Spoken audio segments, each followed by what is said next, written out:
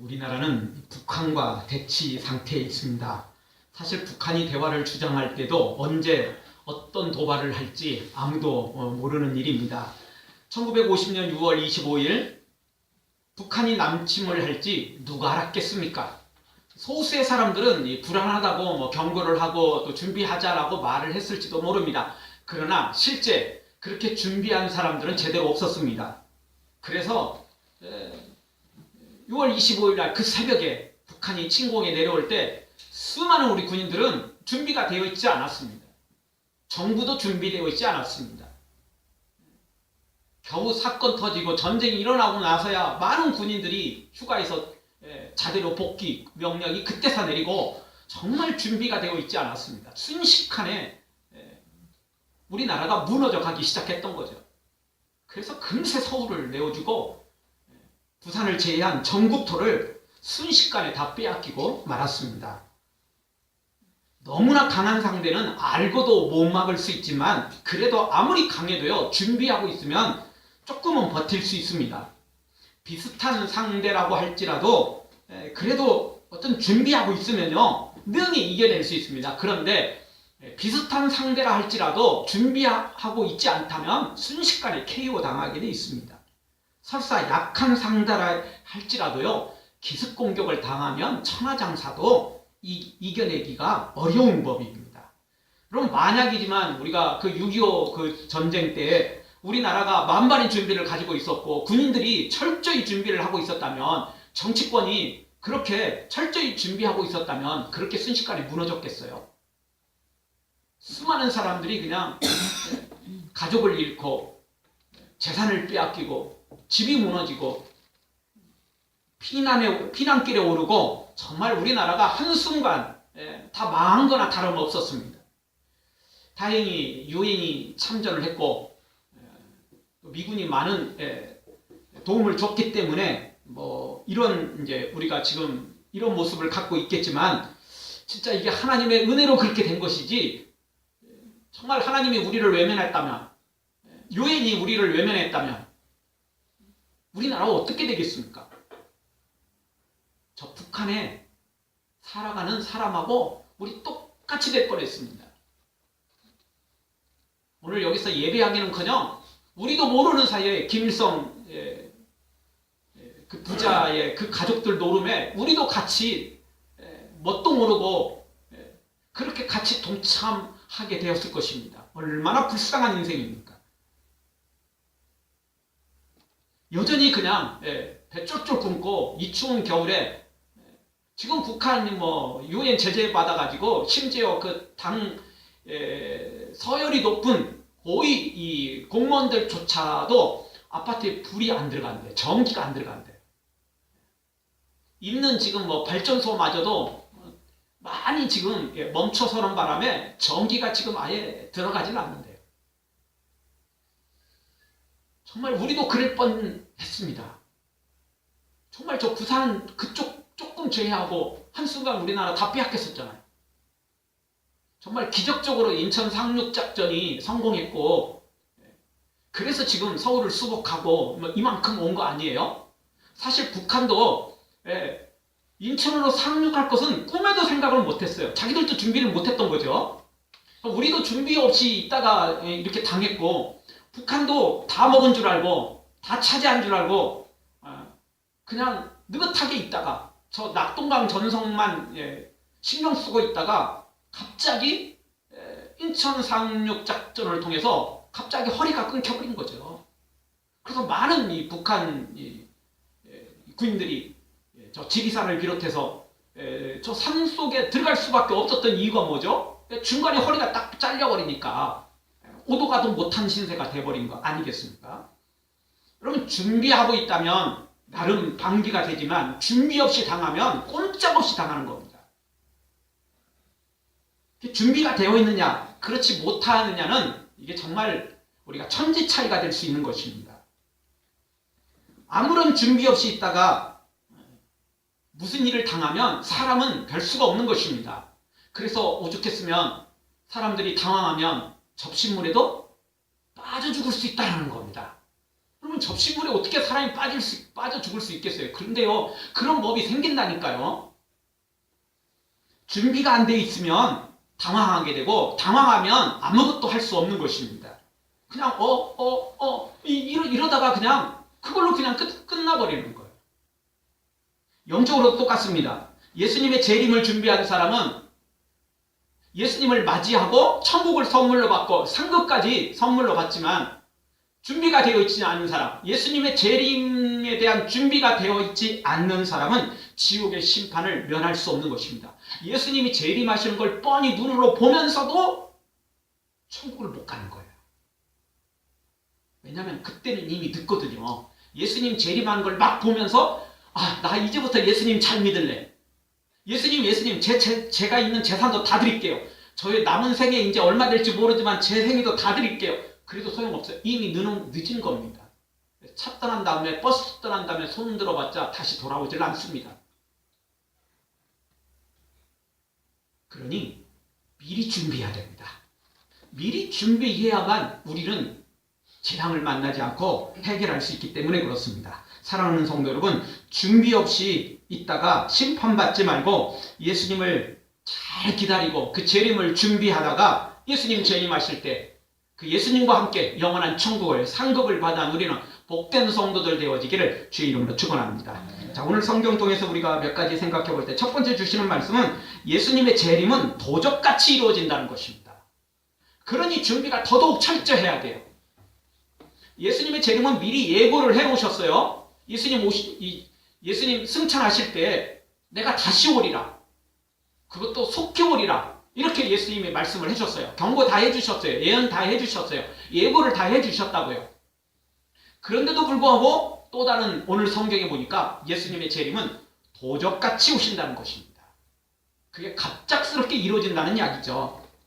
현대시대는 이제 재림 이야기하면 무슨 종말론자들의 어떤 이단 종파가 아닌지 그렇게 눈초리가 가볍지 않습니다. 왜죠? 시한부 종말 이 이단들이 우리 사회를 몇 번이나 들썩거렸기 때문에 그렇습니다. 그래서 여전히 이런 이 시한부 종말론자들을 바라보는 시선이 절대 곱지 않죠.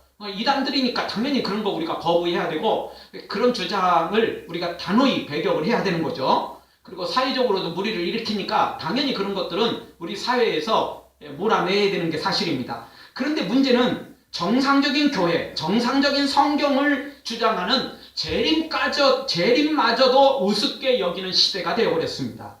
세상뿐만 아니라 심지어 이제는 교회 안에 있는 사람들까지라도 이 재림에 대한 생각들이 너무나 평범해져 버렸고 너무나 쉽게 그냥 가볍게 받아들이고 있더라는 것입니다. 여러분, 교회 다니는 사람들이, 예수님을 믿는다는 사람들이 하나님의 천지창조, 하나님의 창조를 얼마나 믿는 줄 아십니까? 2014년 통계에 의하면, 교회에서 통계를 낸 게 아니고 우리나라 통계청에서 통계를 낸 것입니다. 기독교만 조사한 건 아니고 다른 종교에 관한 것들도 조사를 했습니다. 그런데 세상 사람들이 창조에 대해서 그렇게 많이 인정하지는 않습니다. 그런데도 불구하고 의외로 또 많더라고요, 생각보다. 어쨌든 그쪽은 생각보다 많은 거지만 교회 안에는 생각보다 많지 않다는 것입니다. 여러분, 교인들 중에, 교회를 다니는 사람들 중에 창조를 믿는 사람이 59%밖에 안 됩니다. 그럼 나머지 41%는 안 믿는다는 거예요. 하나님이 천지를 창조하셨다, 이 사실을 안 믿어요. 교회를 다니는데 41%가 안 믿어요. 59%만 믿는다는 겁니다. 근데 2014년 통계거든요. 근데 그 통계가 그게 지금 5번, 6번인가 지금 그 통계가 잡혀 있어요. 근데 갈수록 통계치가 줄어들고 있어요. 근데 지금은 이제 2018년이 됐잖아요. 얼마나 더 줄어들는지 모르겠어요. 줄어들고 있다니까요. 이게 얼마 지나지 않으면 교회 안에서 창조를 믿는 사람이 이게 50%도 채, 반도 채 안 될 날이 금방 다가올 거예요. 그리고 최후의 심판은 그나마 조금 믿어요. 마지막 그 심판이 이루어질 거라는 것은 61%가 믿어요. 그래도 2% 조금 더 높아요. 근데 그게 다 뭐 거기서 거기지 뭐. 그럼 나머지 심판을 안 믿는 사람도 39%는 교회 다니는 사람들조차도 안 믿는다니까요. 세상의 문제가 아니라 교회 다니는 사람들 중에 이 많은 사람들이 안 믿고 있다는 것입니다. 사실 심판이야 교회를 안 다니는 사람들 중에서도 인과응보, 선한 사람은 복받고 악한 사람은 화를 당한다, 저주를 받는다, 뭐 이런 생각들을 다 가지고 있잖아요. 그래서 그런지 조금 높은 것 같아요. 근데 이제 이 재림에 관한 거, 부활에 관한 통계는 없습니다. 그런데 절대 이 재림과 부활에 대한 통계가 창조보다 더 높게 나올 일이 없을 것 같아요. 그나마 창조는 교회 안 다니는 사람들도 상당히 인정을 해요. 왜냐하면 진화론이 너무 허구가 많기 때문에 그렇습니다.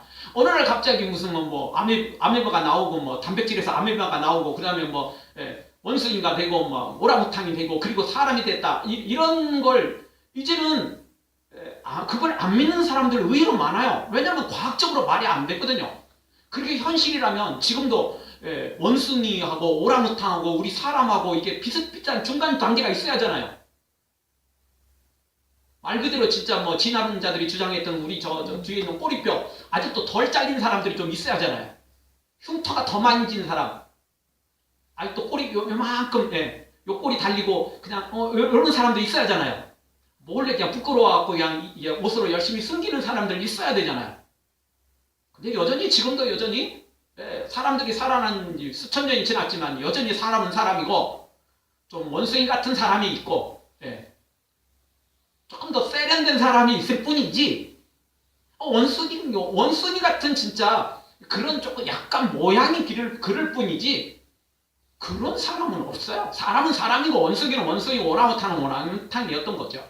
그러다 보니까 이제 교회 안 다니는 사람들도 뭐 하나님이 창조했다라는 건 인정하지 않을지 모르지만 어떻든 세상이 진화가 되지 않았다는 사실은 많이 인정하고 있어요. 이제 그래서 창조가 됐다라는 그걸 인정하는 사람들조차도 이제는 교회 밖에서도 상당히 많아져 가고 있어요. 하여튼 우리 다시 돌아와서 이 재림과 부활에 관한 사실을 교회 안에서 안 믿는 사람들이 많아져 가고 있다는 거예요. 심지어 신학자들도 안 믿는 사람들이 있으니까 할 말 다 했죠. 신학자가 그걸 안 믿으니 신학교 교수가 그걸 안 믿는 그런 사람들이 이제는 나오기 시작하고 있으니까 참 뭐 할 말 없는 거죠. 여러분 예수님의 재림을 믿지도 않는데 어떻게 재림을 준비하겠어요? 믿어도 준비하는 건 다른 문제거든요. 그렇잖아요. 사람들이 도둑을 의외로 많이 맞거든요. 근데 도둑이 올 거라는 거 다 사람들이 생각을 하잖아요. 문단속 안 하면 도둑이 든다. 이걸 다 알고 있잖아요. 지갑 함부로 그냥 아무렇게나 막 들고 다니고 백 아무렇게나 막 아무 생각 없이 그냥 들고 다녔다가는 잘못하면 소매치기 당할 거라는 거 다 알고 있잖아요. 그런데도 불구하고 그런 일 많이 벌어지잖아요. 알고 인식하는데도 불구하고 주의하려고 하는데도 그런 일이 벌어지거든요. 지갑이 문제가 아니라 뭐 어린이날이나 뭐 아이들 데리고 갔다가 아이 잃어버리는 경우도 의외로 많잖아요. 아이를 얼마나 사랑하고 얼마나 귀히 여기고 신경 쓰는데도 불구하고 그런 일이 벌어지거든요. 근데 예수님의 재림마저 안 믿는다면 어떻게 재림을 준비하겠어요? 재림을 믿어도 준비하기가 쉽지 않은데 안 믿으면 100% 준비가 안 돼 있는 거예요. 못하는 거죠. 그런데 교회가 지금 이제는 교회 다니는 사람들 중에서도 40% 50% 가까이가 이걸 제대로 믿지 않는데 어떻게 예수님의 재림을 준비하겠느냐고요. 정말 무섭고 큰일 날 일인 것입니다. 여러분 도적은 준비 없이 옵니다. 갑자기 들이닥칩니다.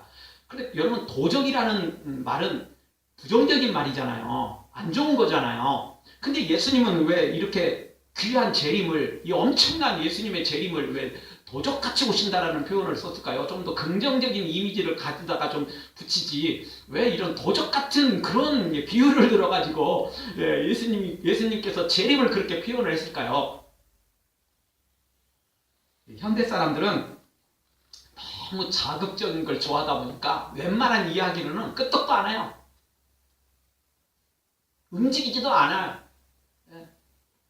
그냥 자극 자체가 안 돼요. 뭐 우리나라 사람들은 뭐 더더욱 그렇죠. 뭐 고추에 고추장 찍어 먹는 거 보고 외국 사람들은 아주 그냥 즐겁을 한다잖아요. 고추 자체도 매운데 고추장 자체도 매운데 거기 고추에다가 그것도 매운 고추 막 아유 저는 고추를 잘 못 먹습니다. 매운 걸 잘 못 먹어서 그냥 말만 해도 생각만 해도 그냥 그런데 이게 우리나라 사람들은 그렇잖아요. 그 매운 고추를 다시 고추장에 또 찍어 먹는 사람들이 참 많잖아요. 땀 뻘뻘 흘리면서도 이렇게 자극적인 걸 한번 좋아하면 웬만한 것에는 무덤덤해져요. 너무 심심해서 그것이 전혀 자신에게 어떤 영향력을 못 끼치는 거예요. 그래서 예수님께서 이렇게 도적같이 오신다는 자극적인 그런 말씀을 주신 거예요. 사람들이 자극적인 시대가 돼서 예수님께서 그냥 재림하면 다 웃을 거라는 거죠. 그나마 도적같이 오신다. 그러니까 도적? 뭔가 조금 이렇게 생각이라도 하게 되잖아요. 듣고 나서 다시 무시하더라도 도적같이 오신다고 이러면 조금 뭔가 눈이 조금 커질 수 있잖아요. 귀가 좀 쫑긋해질 수 있잖아요. 그래서 예수님께서 이런 자극적인 단어를 쓰신 것 같아요. 뭐 갑작스럽게 온다. 꼭 도적이 아니더라도 이런 일은 많이 있을 수 있잖아요. 그런데 도적같이 오신다라는 표현을 쓰신 것은 그만큼 이게 무서운 일이기 때문에 그렇습니다. 자극적인 단어를 써서 사람들에게 경각심을 주기도 하지만 여러분 도적이 한번 들면 어떻게 되죠? 사람이 죽을 수도 있고 재산을 다 빼앗길 수도 있어요. 중요한 물건을 빼앗길 수 있다는 거죠. 예수님의 재림이 그와 같다는 겁니다. 준비를 한 사람들한테는 엄청난 큰 복이지만 준비가 되어 있지 않는 사람들한테는 있는 모든 걸 다 빼앗기게 돼 있다는 겁니다. 예수님이 빼앗아 가는 게 아니고 사실은 사탄이 그걸 다 빼앗아 가는 겁니다. 그런데 예수님을 믿는 사람들은 그래서 재림을 준비된 사람들은 사탄이 빼앗아가지 못하도록 예수님이 막아주시는 거고 그렇지 못하는 사람들은 다 빼앗기는 거예요. 사실은 예수님이 도적같이 오시지만 진짜 도적은 누구예요? 사탄이죠. 진짜 도둑놈은 사탄인 거죠. 우리를 죽이려고 달려드는 놈은 사탄인 거예요. 그 예수님의 재림을 잘 준비하면은 예수님께서 그 도적을 막아주시고 진짜 우리를 영원한 천국으로 이끌어 주신다는 것입니다. 사랑하는 성도 여러분, 이게 세상의 문제가 아니라 교회 안에서조차도 재림 이야기하면 우습게 여기고 그냥 가볍게 여기고 한 귀로 듣고 한 귀로 틀려버리는 이런 시대가 우리가 지금 이런 시대에 우리가 살고 있습니다. 이런 때 예수님이 오시기 너무 딱 좋은 거예요. 왜? 도적같이 오신다고 그랬거든요. 오늘은 안 올 거야. 괜찮아. 내일부터 잘하지 뭐. 딱 이럴 때 위험한 거라는 거죠. 이런 시대에 우리가 위험한 시대에 살고 있음을 기억하고 예수님의 재림을 우리가 반드시 철저히 준비해서 예수님 오실 때 그 예수님을 맞이하고 영원한 천국 상급 소유하기를 주의 이름으로 축원합니다. 두 번째 주시는 말씀은 예수님의 재림을 맞이하려면 깨어 있어야 된다는 것입니다. 준비를 잘해야 하는데 준비를 잘하려면 먼저 깨어 있어야 돼요. 깨어 있지 않으면 어떤 준비도 못하는 것입니다. 여러분 도둑이 올 때 정확히만 알고 있으면 나름 준비가 된 거잖아요. 언제 어느 시간대에 어떻게 어떤 방법으로 어느 장소로 들어온다는 거 알면 너무 쉬운 거잖아요. 솔직히 모르니까 도둑이 무서운 거고 또 어떤 물건은 차라리 그냥 가지고 가면 괜찮지만 이거 가족을 인질로 잡고 그리고 이게 죽이려고 하는 그런 시도를 벌이는 게 어떻게 보면 더 무서운 거죠. 재산보다 더 무서운 건 가족이니까. 도둑이 들어오면 이런 일이 벌어진다는 거죠.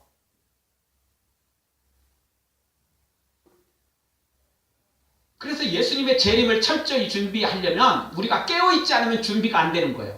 잠자고 있으면 준비되어 있지 않는 겁니다. 설사 아무리 준비되어 있다 할지라도 잠자고 있으면 어떻게 되는 거죠? 첨단 장비가 다 돼 있어도 전기가 나가가지고 전기가 끊어져가지고 뭐 문 열어도 뭐 아무 뭐 삐 소리도 안 나고 뭐 사이렌 소리 안 나고 연결 안 되면 아무 소용 없는 거잖아요. 뭔가 좀 삐삐삐뽀 막 울려야 되는 거잖아요. 그래야 뭐 경찰이 출동을 하든 경비 업체가 출동을 하든 뭐 뭘 할지 안 하겠어요? 아무리 그런 것들을 잘 만들어 놨어도 전기가 통하지 않아서 그게 죽어버려 있다면, 또 사람이 그냥 멀쩡하게 잠자고 있다면 그냥 몰래 와서 다 가져가는 것입니다. 그래서 깨어 있어야 된다는 것입니다. 여기 깨어 있는다는 게 하루 24시간, 1년 365일 뭐 잠을 안 자고 있다는 그런 의미는 아니죠. 영적으로 깨어 있어야 된다는 것입니다. 영적으로 깨어 있다는 이야기는 영적으로 죽어 있지 않아야 된다는 거죠. 그리고 뭐 중환자실에 있는 것처럼 비실한 모습으로 그렇게 거의 다 죽어가는 모습으로 있지 않아야 된다는 의미겠죠. 자, 우리가 깨어 있어야 손님을 맞이할 수 있는 거잖아요. 아무리 뭐 준비를 철저히 해놨어도 정작 손님 올 시간에 잠자고 있으면 무슨 소용이 있겠냐고요. 짧게는 1년, 길게는 3년을 고등학생들이 수능 준비하고 있잖아요. 열심히 다 수능 접수시키고 시험 준비까지 다 끝냈는데 그날 아침에 정작 늦잠 자가지고 그냥 시간 늦으면 어떻게 되냐고요. 시험을 볼 수가 없잖아요. 그렇지 않아요? 아무리 준비 잘 돼 있어도 진짜 준비는 뭐죠 또? 고사 시간 전에 들어가 있어야 돼요. 또 들어가는 것도 중요하지만 뭐가 필요하죠? 신분증을 제대로 갖고 가야 돼요. 그거 놓고 가면 큰일 나요 또. 나는 난데 나로 인정받을 수가 없는 게 신분증이 없는 사람이잖아요. 나 맞거든요. 뭐 이래도 소용없어요. 지문조사 해봐. 나 맞아. 뭐 이래도 거기서는 신분증이 필요한 거지. 그 지문조사 다 해가지고 그럴 상황이 안 돼요. 그렇지 않겠습니까? 그러니까 자기 혼자 준비됐다고 준비된 게 아니고 그 규정에 맞게 준비되어 있어야 된다는 것입니다. 예수님의 재림을 준비하려면 이런 준비가 예수님의 말씀에 맞게, 성경의 말씀에 맞게 준비되어 있어야지 나 혼자 준비했다고 준비된 게 아니라는 것입니다. 영적으로 깨어있다는 이야기는 기도를 쉬지 않고 또 충성하고 찬양하고 봉사하는 걸 쉬지 않는 걸 가리키는 것입니다. 영적으로 잠들어 있는 거, 이걸 곧 죽었다라고 표현하는 것인데, 잠들지 않고 죽지 않고 깨어 살아 있어야만 된다는 것입니다. 옛날에는 열심히 충성했고, 옛날에는 열심히 기도했고, 옛날에는 열심히 했는데 또 지금 죽어 있다면, 지금 잠자고 있다면 그것조차도 소용이 없어요. 아까 말씀드렸듯이 수능 시험 준비 정말 철저히 잘해가지고 미리 예비고사 봤더니 점수가 뭐 상위권이야. 뭐 어디든지 다 갈 것 같아. 그래도 그날 늦으면 소용없어요. 또 시간에 들어갔어도 신분증 없으면 소용없어요. 또 신분증까지 다 갖고 시험 고사장에 들어갔어도 핸드폰 같은 거 가방 속에 갖고 있다가 걸리면 곧바로 퇴장당하는 거죠. 그동안 시험 본 것도 무효되는 거죠. 소용없는 겁니다. 준비는 마지막까지 철저히 되어 있어야 되고 마지막까지 그 준비를 맞춰가야죠. 끝날 때까지 계속 가야 되는 것입니다. 순식간에 놓쳐버리면 준비가 안 되는 거나 똑같은 거죠. 중요한 건 과거가 아니고 현재인 것입니다. 현재 믿음으로 세워 있어야 과거에 충성한 것조차도 인정받을 수 있는 거예요. 지금 현재 믿음으로 세워 있지 않으면 과거는 과거일 뿐이에요. 현재 준비되어 있지 않으면, 현재 깨어 있지 않으면 아무 소용없는 것이죠. 그러니 예수님의 재림은 철저히 준비되어야 되는데 항상 깨어 있어야 돼요. 옛날에 깨어 있는 거, 한때 깨어 있는 것만은 안 돼요. 나 그때 깨어 있었는데 그것만은 안 돼요. 새벽에 일어나면 뭐합니까? 일어났다가 다시 잠자는데 그러면 소용없는 거잖아요. 그러면 늦는 거잖아요. 나 오늘 새벽에 일찍 일어났는데 그 아쉬움의 표현일 뿐이지 현실은 다시 잤잖아요. 소용없는 거예요. 소용없는 거예요. 나 옛날 교회 열심히 다녔고 봉사도 열심히 했고 헌금도 열심히 했고 막 충성 많이 했는데요. 현재가 준비되어 있지 않으면, 현재 믿지 않으면, 현재 깨어 있지 않으면 과거는 과거일 뿐이라는 것입니다. 뭐 일제시대나 일제강점기 시대나 또 뭐 공산당이 한동안 뭐 이렇게 우리나라에 한동안 이렇게 뭐 6.25 전쟁을 통해서 지배할 때도 과거에 뭐 정말 막 애국자 됐으면 뭐 하냐고요. 일제 동조를 하고 북한 공산당에 같이 동조를 하면은 그 사람은 빨갱이 소리밖에 들을 수밖에 없는 거고 매국노라는 소리를 들을 수밖에 없는 거예요. 과거에 애국자 하면 뭐 하냐고요. 과거에 독립군 했으면 뭐 하냐고요. 마지막 순간에 일제 동조에서 독립군을 배신했다면 국군을 배신하고 인민군에 동조를 했다면 그런 배신자일 뿐이지 과거에 뭐 옛날에 했다는 게 중요한 게 아닌 거예요. 가장 중요한 건 현재라는 것입니다. 사랑하는 성도 여러분, 항상 깨어 있어야 됩니다. 우리가 영적으로 깨어 있어야 되는 거예요. 죽으면 안 돼요. 옛날에 했던 것으로 만족하면 안 되는 것입니다. 지금 깨어 있어야 되는 거죠. 로마서 13장 11절 또한 너희가 이 시기를 알거니와 자다가 깰 때가 벌써 되었으니 이는 이제 우리의 구원이 처음 믿을 때보다 가까웠음이니라. 자다가 깰 때가 지금이라는 것입니다. 그리고 더더욱 깨어 있어야 됩니다. 그래야 우리가 예수님의 재림을 준비할 수 있기 때문에 그렇습니다. 너무 걱정할 건 없습니다. 성령님이 우리를 도와주시거든요. 성령님께서 우리에게 영적으로 우리에게 경고해 주시거든요. 그러니까 준비만 돼 있으면 좀 졸다가도 성령님이 우리를 깨워주세요. 문제는 우리가 아예 그냥 퍼져서 자는 것이 문제죠. 이런 게 문제예요. 피곤해서 잠깐 조는 것 정도는 그래도 뭔가 부스럭거리면 깨어나게 돼 있잖아요. 성령님이 사인을 주시니까 너무 걱정할 건 없어요. 진짜 도둑같이 오신다고 그러니까 그냥 우리 막 불안에 떨 필요는 없습니다. 예수님께서 도적같이 오신다는 것은 그냥 아무 생각 없이 그냥 퍼져 자는 사람들한테 해당되는 것이고, 경각심을 가지고 예수님의 재림을 준비하는 사람들에게는 성령님이 언제든지 우리에게 강력하게 역사하신다는 겁니다. 감동하신다는 겁니다. 재림 때가 됐으니까 너 준비해. 지금 세상이 문제가 아니라 교회에도 지금 이렇게 막 신앙이 흔들리고 있잖아. 지금 중요한 때야. 이럴 때 깨어 있어야 돼. 지금 자다가 깰 때야. 성령님이 우리에게 감동 주시잖아요. 그럼 오늘 또 이렇게 또 말씀을 통하여 또 우리에게 가르쳐 주시잖아요. 그러니 뭐 걱정할 거 없어요. 잠시 졸다가도 금방 일어날 수 있으니까요.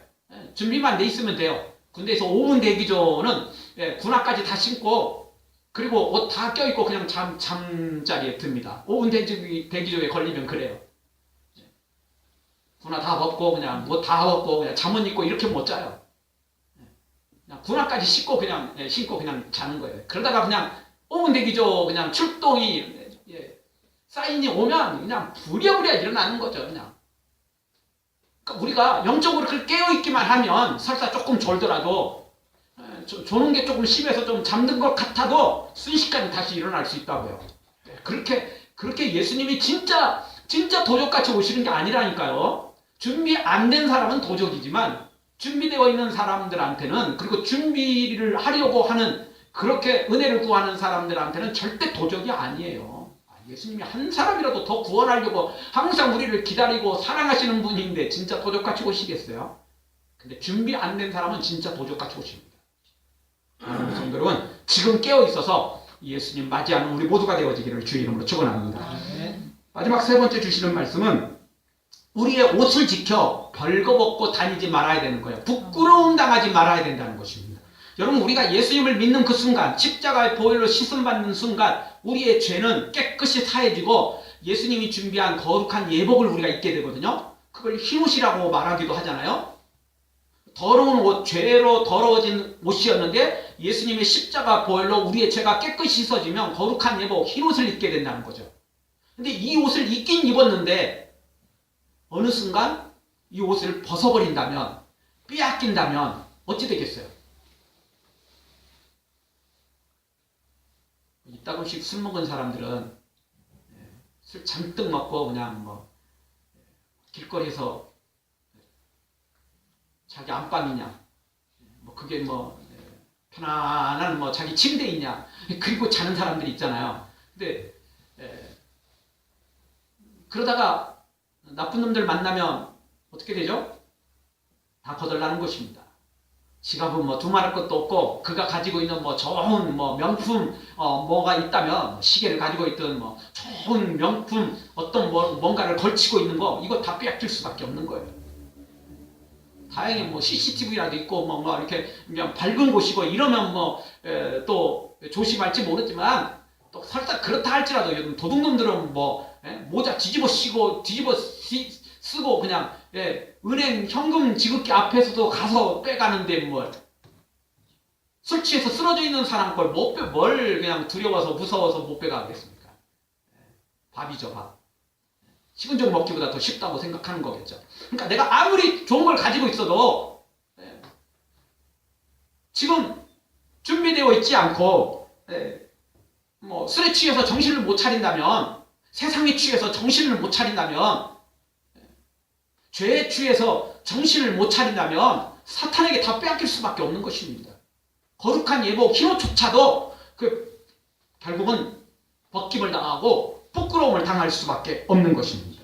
그래서 오늘 성경 15절 하반절에 보니까 옷을 지켜, 자기 옷을 지켜 벌거벗고 다니지 아니하며 자기의 부끄러움을 보이지 아니하는 자가 복이 있다는 것입니다. 반대로 뒤집어 보면 옷을 빼앗긴 사람, 이거 뭐 세상 사람들이 아닙니다. 교회 안에서 은혜를 체험했는데도 불구하고 흰옷을 빼앗기는 사람이 있어요. 다시 죄 짓는 거죠. 그리고 다시 깨어있지 못하고 지은 죄를 회개하지 못하고 이런 사람이죠. 그러니까 빼앗겨버리는 거예요. 빼앗겨버리는 거죠.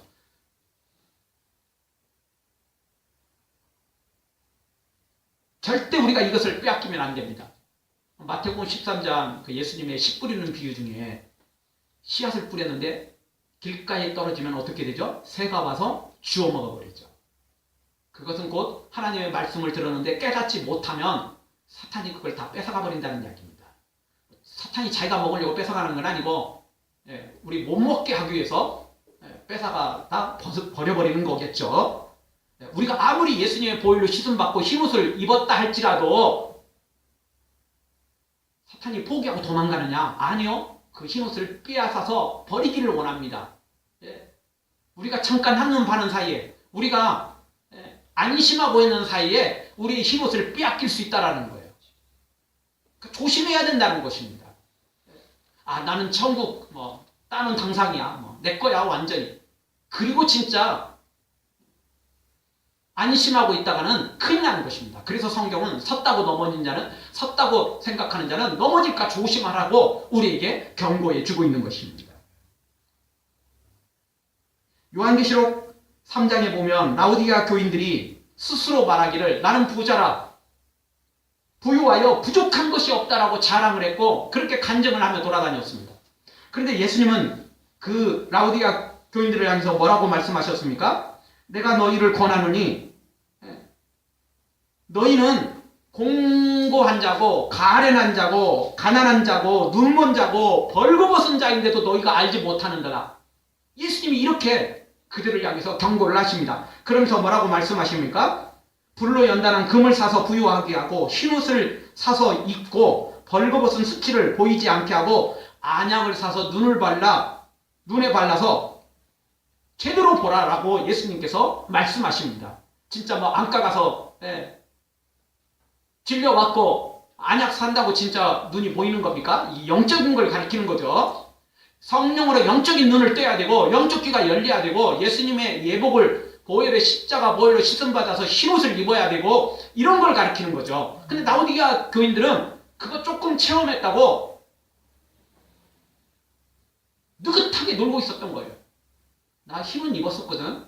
나 은혜도 체험했었거든. 이러면서 십자가 세워놓고 교회에서 모이긴 모였지만 이들은 지금 순전히 엉뚱한 신앙생활을 하고 있었던 것입니다. 그래서 예수님 경고하신 것입니다. 당장 가서 불로 연단한 금을 사서, 즉 믿음을 사서 부유하게 만들고 안약을 사고 옷을 준비해서 빨리 입으라는 거예요. 그렇지 않으면 큰일 난다라고 예수님 말씀해 주셨습니다. 로마서 13장 12절 13절 밤이 깊고 낮이 가까웠으니 그러므로 우리가 어둠의 일을 벗고 빛의 갑옷을 입자. 빛의 갑옷을 입어야 됩니다. 그럴 때 우리가 안전해질 수 있습니다. 낮에와 같이 단정히 행하고 방탕과 술 취하지 말며 음란과 하지 말며 쟁투와 시기하지 말고 이런 모든 죄의 옷을 버리고 예수님의 거룩한 의의 옷을 입으라는 것입니다. 십자가 보혈로 깨끗이 씻음받은 흰 옷을 입으라는 것입니다. 그럴 때 우리가 온전히 세워질 수 있기 때문에 그렇습니다. 세상 명품 걸쳤다고 우쭐대다가는 큰일 납니다. 그것은 영적으로 아무것도 아니기 때문에 그렇습니다. 벌거벗은지도 모르고 세계 최고의 옷을 입은 양, 그렇게 돌아다닌 그 동화의 왕처럼, 임금처럼 그러면 부끄러움 당하는 거예요. 우리 모두 세상 것을 입었다고, 세상 것을 취하고 있다고, 돈 많고 명품을 걸치고 있고 권력을 가지고 있다고 안심하지 말고 예수님의 십자가 보혈로 흰옷을 입고 그리고 성령의 충만함을 받아서 영적인 눈이 뜨이고 영적 귀가 열리고 그래서 온전히 예수님 재림하실 때 영원한 천국 상급 소유하는 복된 성도들 되어지기를 주의 이름으로 축원합니다. 아멘. 기도하겠습니다. 우리 통성으로 한번 잠깐 1분만 기도하기를